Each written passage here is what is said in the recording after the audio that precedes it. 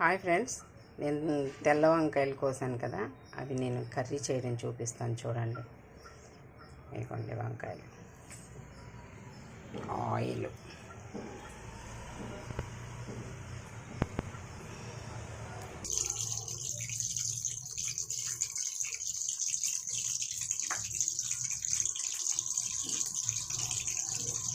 ఇలా కట్ చేసుకోవాలి. ఇలా 4 ముక్కలుగా కట్ చేసుకోవాలి.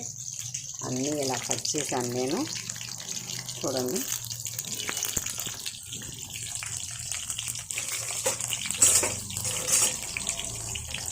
ఇలా మొత్తం నూనెలో మగ్గిపోతాయి అన్నమాట.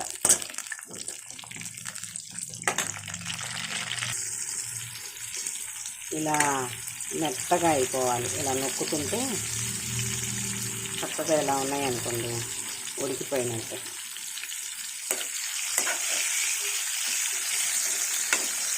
తర్వాత ఇదిగోండి శనగపప్పు, కారం, వేయించిన శనగపప్పు, ఎల్లుల్లిపాయ, కారం, ఉప్పు వేసి మిక్సీ పెట్టాను.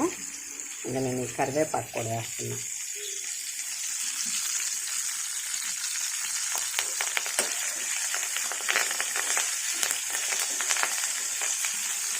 ఇప్పుడు దీంట్లో కారం పెట్టుకోవాలి.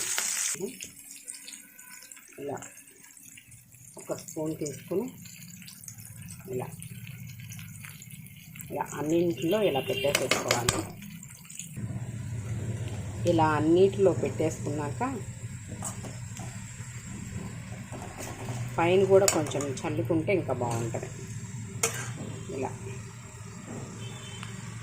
గ్రేవీగా, మంచిగా గ్రేవీగా వచ్చింది అన్నమాట. ఇలా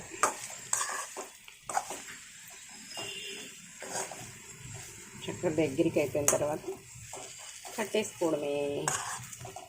వంకాయ, గుత్తి వంకాయ, శనగపప్పు, కారం రెడీ.